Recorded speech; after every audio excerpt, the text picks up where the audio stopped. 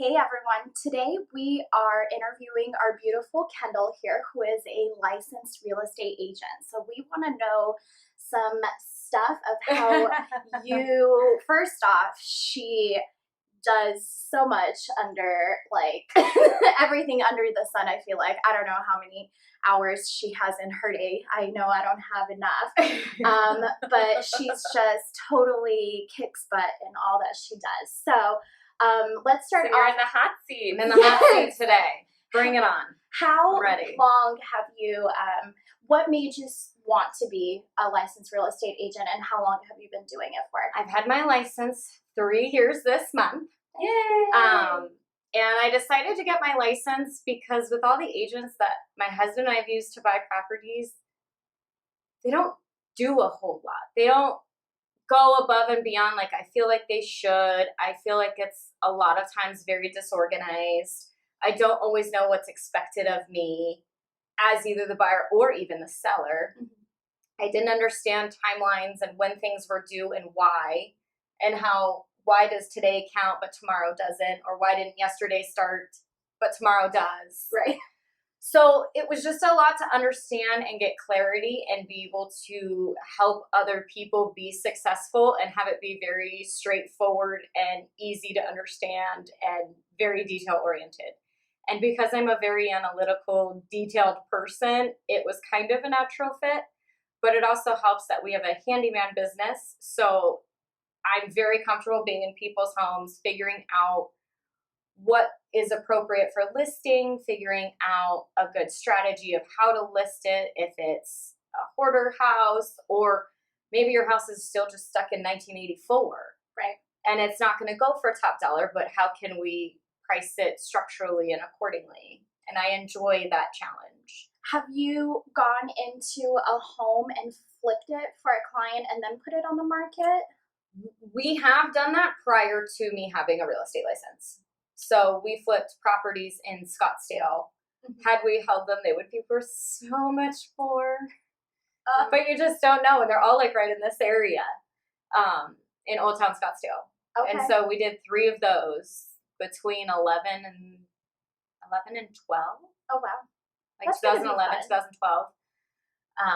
So that was fun to see the process and, of course, be involved. And I'm mostly the pack mule of ripping stuff out, and then I come back when it's done. I'm there for the dumpster. What can I say? What are the things that add the most value in selling your house? Having your big ticket items done. Having a newer roof. If your house was built in the 70s or 80s, you probably at this point need a new roof. Having your roof done, new AC units, same thing. If they were in the 80s, 90s, they may not be as energy efficient or as effective as they used to be.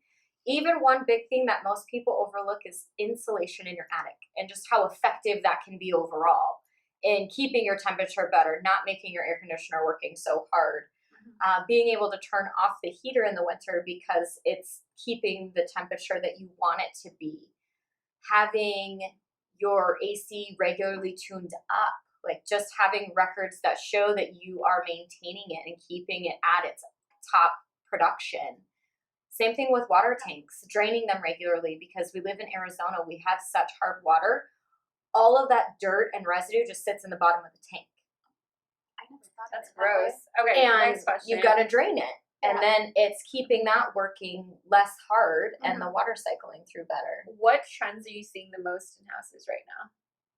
Like, what's something that they all seem to have?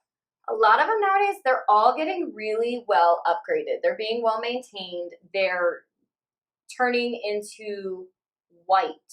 They're not oak cabinets anymore. They're getting facelifted. They're adding crown molding. There's can lighting now in all of the rooms. You're not just relying on the ceiling fans. You're not relying on track lighting. They're actually taking the time to make updates that make a huge difference. It makes the 8-foot ceilings feel taller because you've got can lighting. You've got better lighting. Right. You've swapped it to LEDs, so it's more energy efficient. Your house is on dimmers.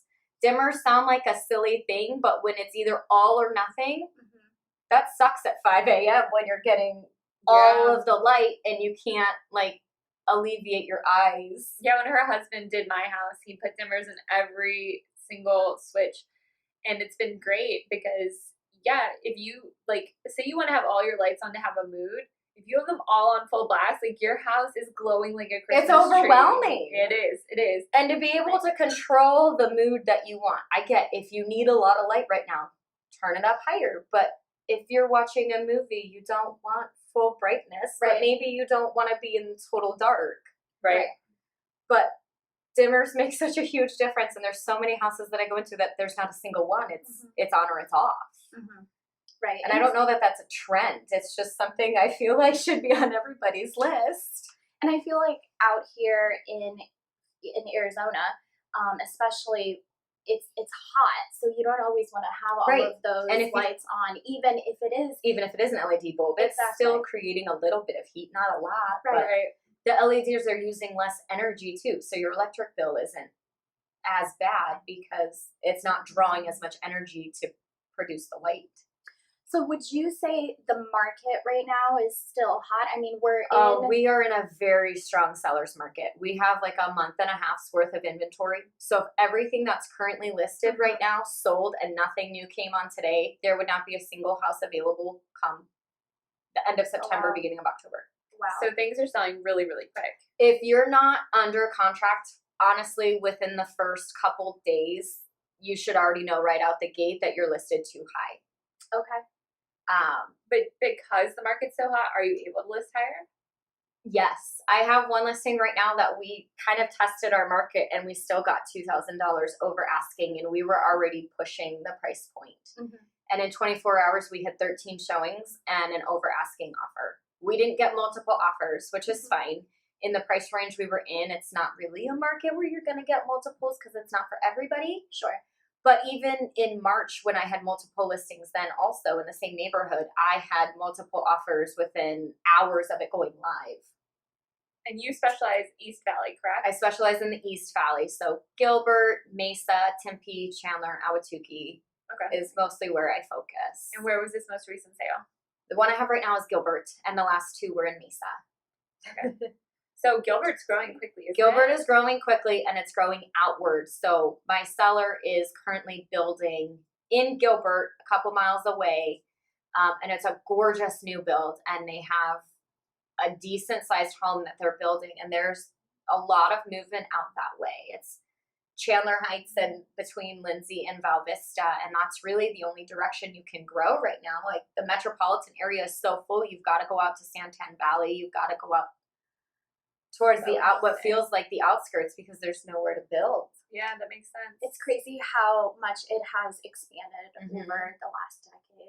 Yeah. I would say. Yeah. All right, well, that wraps this up. If you want to know more about Kendal, head over to her channel, and she will give you all the deets on what's going on with Arizona real estate. See you later.